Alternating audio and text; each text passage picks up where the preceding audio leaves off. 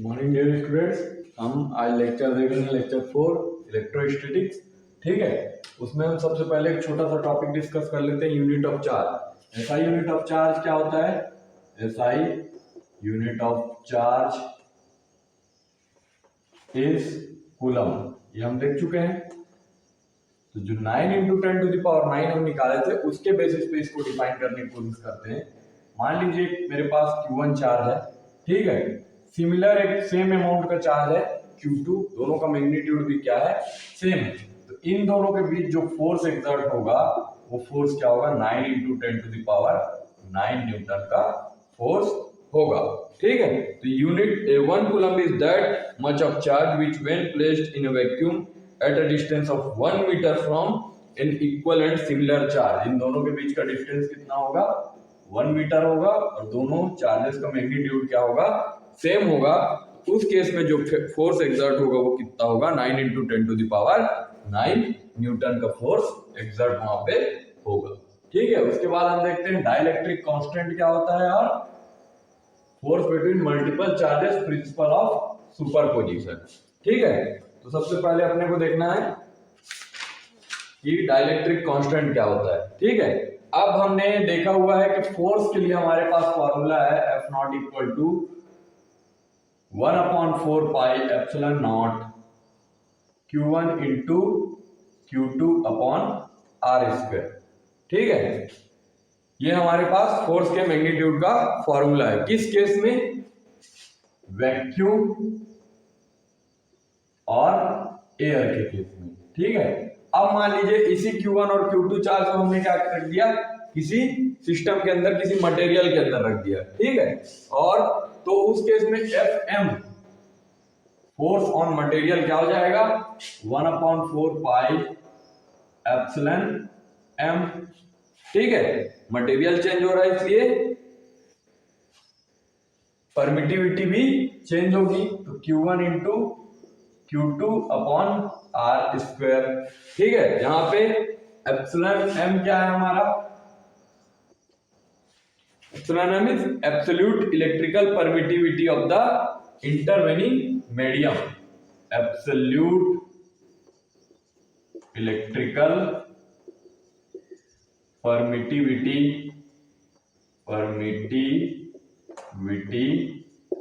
Of intervening medium. Intervening medium मतलब जिस medium में हमने चार्ज Q1 और Q2 को रखा है, उस मीडियम की एब्सोल्यूट परमिटिविटी है। तो ठीक है, दोनों को अपन क्या करें? अगर डिवाइड कर दें, इसको इक्वेशन पहला मान ले और इसको इक्वेशन सेकंड मान ले। ठीक है, तो F0/Fm क्या हो जाएगा हमारे पास? F0/Fm ये पूरा आएगा। तो यहां से 4π सेम है, ε0 और εm बस अलग है, ये दोनों भी पूरा सेम। ठीक है, ये आ जाएगा हमारे पास εm/ε0। तो इसको अपन एप्सिलॉन के इक्वल लिखते हैं, और के इसी को क्या बोला जाता है? Dielectric constant. ठीक है, तो इसका फॉर्मूला मैं क्या लिख सकता हूं? डाइलेक्ट्रिक कांस्टेंट इक्वल टू क्या हो जाएगा? Absolute electrical permittivity of the medium upon absolute electrical permittivity of free space. Absolute electrical permittivity of medium upon absolute electrical permittivity of free space. Absolute electrical permittivity of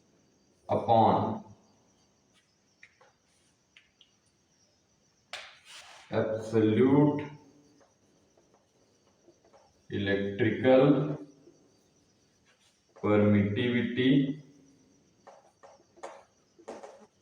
absolute electrical permittivity of free space.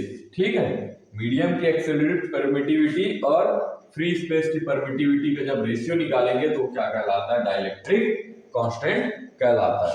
ठीक है, इसके बाद हम forces between multiple charges और principal of superposition क्या होता है देखते हैं। तो फोर्सेस बिटवीन मल्टीपल चार्जेस के लिए हम क्या करेंगे? सबसे पहले हम एक स्पेस ले लेंगे। ठीक है, एक स्पेस ले लिए, ये एक्स एक्सिस हो गया, ये वाई एक्सिस हो गया और ये जेड एक्सिस हो गया। ठीक, तो यहाँ पे मल्टीपल चार्जेस मतलब मल्टीपल बहुत सारे चार्ज होंगे वहां पे। ठीक है, तो मान लीजिए चार्ज Q1 है और आपका ये चार्ज Q2 है, ये चार्ज Q0 है, ये चार्ज Q3। ठीक है, नाम दे दो इसको Q1, Q2, Q0 और ये Q3। ठीक है, अब इन सभी चार्जेस की वजह से Q0 पे Q1, Q2, Q3 ऐसे Qn तक चार्ज है, मतलब मल्टीपल नंबर ऑफ चार्ज है। तो इन सब की वजह से Q0 पे जो फोर्स लगेगा वो फोर्स हमको क्या करना है, कैलकुलेट करना है। ठीक है, किस प्रिंसिपल से करेंगे, प्रिंसिपल ऑफ सुपरपोजिशन। तो क्या बोलता है principal of superposition, total force on any charge due to number of other charges at rest is the vector sum of all the forces on that charge due to other charges taken one at a time. The force due to individual charge are unaffected by the presence or absence of other charges. ठीक है, इसका मतलब क्या है कि इस एक charge पे जो फोर्स लगेगा, मान लीजिए Q0 पे फोर्स लग रहा है Q1 की वजह से, तो उस पे Q0 और Q1 का ही फोर्स होगा, वहां पे Q2 Q3 काम नहीं करेंगे। जब Q0 पे Q2 का फोर्स लगेगा तो Q3 और Q1 काम नहीं करेंगे। Q0 पे जब Q3 का फोर्स लगेगा तो Q1 और Q2 उसको अफेक्ट नहीं करेंगे। ठीक है, तो यहाँ पे हम सबका पोजीशन वेक्टर लिख देते हैं। Q1 का पोजीशन वेक्टर हो गया मान लीजिए R1 वेक्टर, Q2 का R2 वेक्टर, ठीक है, Q0 का R0 वेक्टर और Q3 का R3 वेक्टर। ठीक, ये सभी पॉइंट चार्जेस के क्या हो गए, पोजीशन वेक्टर हो गए। ठीक है, मान लेते हैं हम Q1 से लेकर के Q2, Q3 up to Qn तक पॉइंट चार्ज है हमारे पास। ठीक है, पॉइंट चार्जेस हैं ये। ठीक, और R1, R2 vector, R3 vector, R1, R2, R3 मान लेते हैं इसको, R अप टू Rn। ठीक है, R1 vector, R2 vector, R3 vector up to Rn vector, R position vectors of respectively charge Q1, Q2, Q3 and Q0। ठीक है, तो principle of therefore total force F0 on the test charge Q0 is given at position R0 due to all the n discrete charges can be written as, so F vector equal to क्या लिख सकते हैं हम यहाँ पे, F not equal to F01 vector plus F02 vector plus F03 vector up to F0n vector। ठीक है, ये सुपरपोजिशन प्रिंसिपल होता है कि जितने भी फोर्सेस हैं सबका समेशन कर दिए तो हमको क्या मिल जाता है, रिजल्टेंट वहां पे मिल जाता है। ठीक है, इसको पर कूलम्स लॉ सबसे पहले देखते हैं F01 है क्या। F01 क्या है, force on charge Q0 due to Q1। ठीक है, फोर्स ऑन चार्ज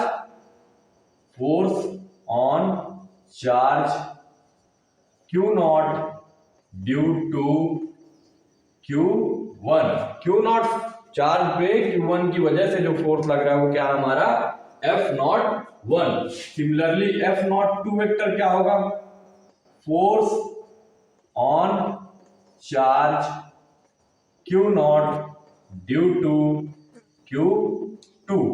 ठीक है, और इसी तरह से हम अगर आगे बढ़ते जाएं तो हमको F0n क्या मिलेगा,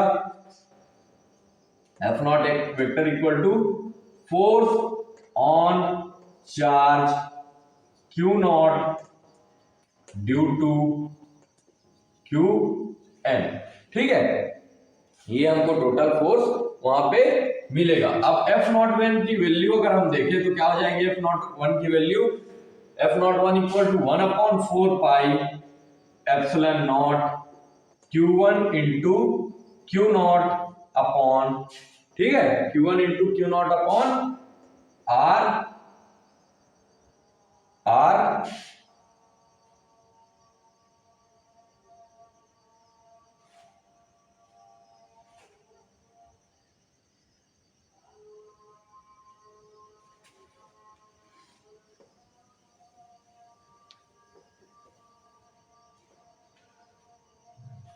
तो F01 की वैल्यू क्या हो जाएगी, F01 vector equal to 1/4 pi epsilon naught Q1 into Q0 upon R1 naught का होल स्क्वायर, मतलब R ये 1 है ना, R1 नॉट का होल स्क्वायर।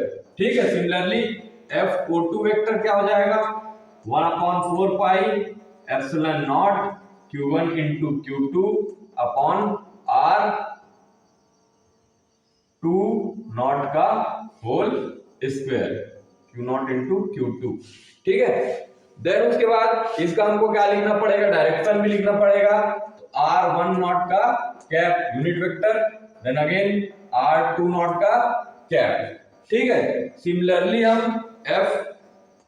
FON वेक्टर निकाल सकते हैं, 1/4 pi epsilon not Q0 into QN upon RNO का होल स्क्वायर और position vector sorry unit vector RN0। ठीक है, इतने में कोई दिक्कत नहीं होना चाहिए। अब इन सब का हमको क्या करना है, समेशन करना है ना, मतलब सबको क्या करना है, ऐड करना है। ठीक है,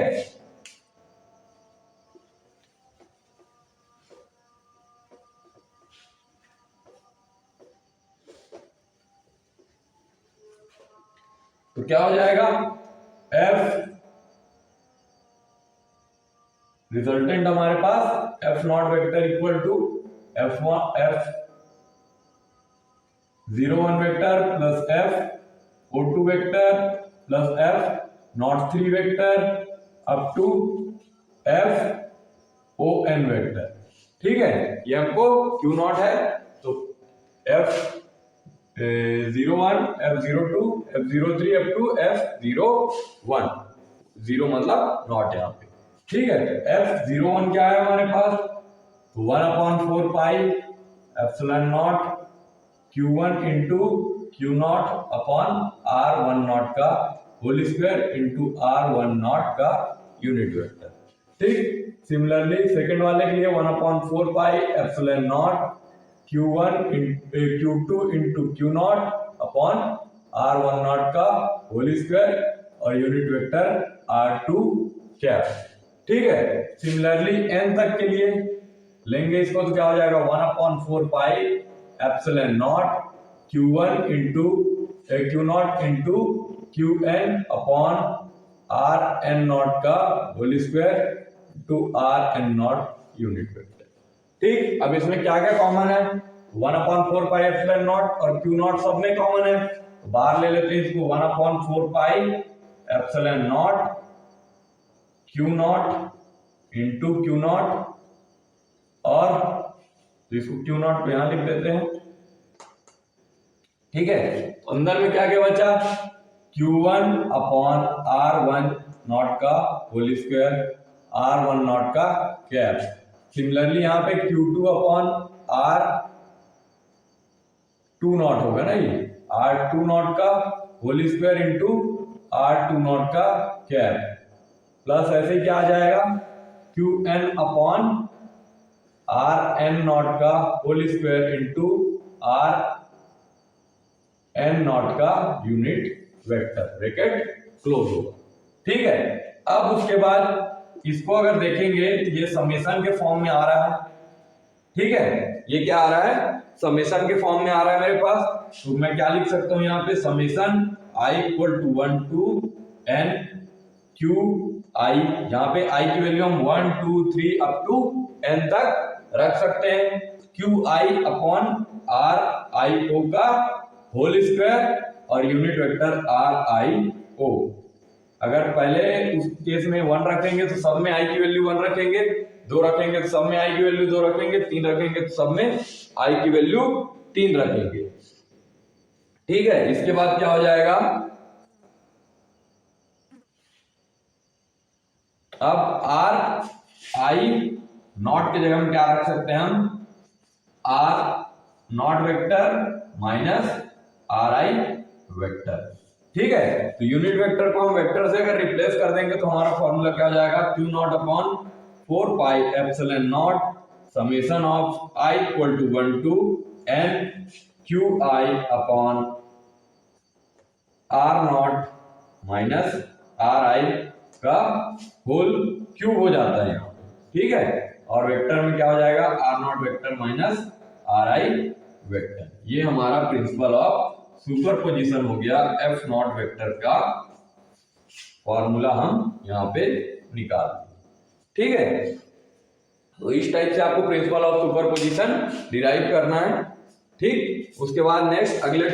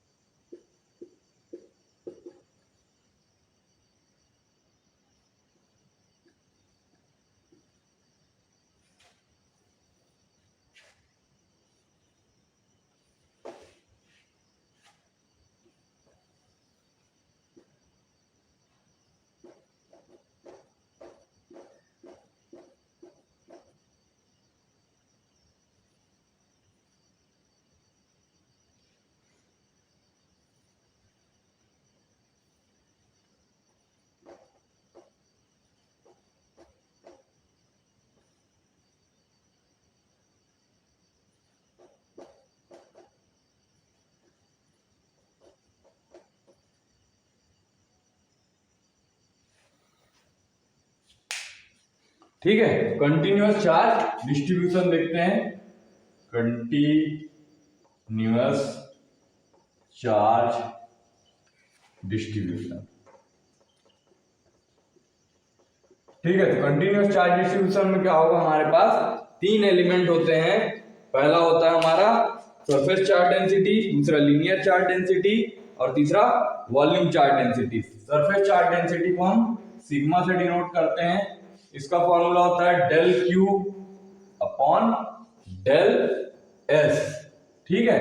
जहां पे डेल क्यू क्या है, amount of charge on this element, amount of charge on this element, ठीक है। कौन सा एलिमेंट, ये हमने एक जो छोटा सा एलिमेंट लिया हुआ है किसी भी मटेरियल का, छोटा सा एलिमेंट जिसमें डेल क्यू चार्ज है, तो amount of charge on this element upon del S. Del S क्या है, small area element, small area element del S on the surface of the conductor, on the surface of the conductor, ठीक है। तो sigma क्या है हमारा, surface charge density. ये क्या है, सरफेस चार्ज डेंसिटी, ठीक है। सरफेस चार्ज डेंसिटी का फॉर्मूला क्या होता है मेरे पास, del Q upon del s, जहां पे डेल क्यू क्या है, amount of charge on this element upon small area element del s on the surface of the conductor. जैसे इसको समझिए, ये हमारे पास एक्सिस है, x axis, y axis, z axis. हमने क्या किया, एक सरफेस लिया जिसपे डेल क्यू क्या है, एक चार्ज है, तो del Q divided by del S करेंगे तो हमारा क्या निकल जाएगा, सरफेस चार्ज डेंसिटी, ठीक है। सिमिलरली लैम्डा होता है linear charge density, linear charge density. ठीक है, ये क्या होगा, del l upon del S. ठीक, del l upon del Q upon del L, del Q upon del l. ठीक है, यहां पे डेल क्यू क्या है हमारा, del q is the charge content in that line element. इस लाइन एलिमेंट में मान लीजिए हमारे पास डेल क्यू एक चार्ज है, तो del Q charge upon del L. Del L क्या है, del L is the small line element of a wire. ठीक है, एक वायर लंबा हमारे पास है, तो उसका एक छोटा सा एलिमेंट हम क्या ले लिए, डेल एल ले लिए, और जब डेल क्यू चार्ज को डेल एल से डिवाइड करेंगे तो हमको क्या मिल जाता है, लीनियर चार्ज डेंसिटी। सिमिलरली तीसरा चीज जो है उसको बोलते हैं वॉल्यूम चार्ज डेंसिटी। ठीक है, ये क्या है, volume charge density. Volume charge density क्या होती है, del Q upon del V. Similarly एक छोटा सा वॉल्यूम सरफेस ले लिए, उसमें चार्ज रखाया हुआ है डेल क्यू। जब उस डेल क्यू चार्ज को डेल वी से यानी कि उस छोटे एरिया से डिवाइड करेंगे तो हमको क्या मिल जाता है, वॉल्यूम चार्ज डेंसिटी। अब तीनों के लिए हमारे पास फोर्स का फॉर्मूला क्या होगा देखते हैं, तो क्या हो जाएगा, Q naught upon 4 pi epsilon naught integration del we upon rho V. इसको अगर समेशन के फॉर्म में लिखोगे तो ये क्या हो जाएगा, I इक्वल टू 1 टू और del V, all del V. ठीक है, Q naught upon 4 pi epsilon naught summation of all del V. जितने भी, जैसे एक छोटा सा सरफेस है, वैसे दूसरा छोटा सरफेस, तीसरा छोटा सा, तो सब को क्या करेंगे, हम ऐड कर देंगे, तो हमको क्या मिलेगा, rho del we upon are dash का स्क्वायर और आर डैश का यूनिट वेक्टर। ठीक है, अब इसको अगर इंटीग्रेशन वाले फॉर्म में लिखे तो क्या आ जाएगा, Q upon 4 pi epsilon naught integration over rho del rho D V. ठीक है, इंटीग्रेशन लगाते हैं तो डेल वी जो होता है वो डी वी हो जाता है, और आर डैश का स्क्वायर इंटू आर डैश का यूनिट वेक्टर। ठीक है, सिमिलरली अगर लीनियर चार्ज डेंसिटी के लिए देखें क्या हो जाएगा, 4 पाई एप्सिलॉन नॉट एल। यहां से देखिए सिग्मा है, तो sigma del L, sigma D L upon are dash का स्क्वायर इंटू आर डैश का कैप। अगेन वॉल्यूम के लिए क्या हो जाएगा, Q naught upon 4 pi epsilon naught integration over V D V upon are dash का स्क्वायर इंटू आर डैश का cap. ठीक है, ये हमारा इलेक्ट्रोस्टैटिक्स का पहला टॉपिक खत्म हो गया। अब नेक्स्ट टॉपिक में हम dipole moment, electric field, intensity, ये सब चीज देखेंगे। ठीक है, थैंक यू।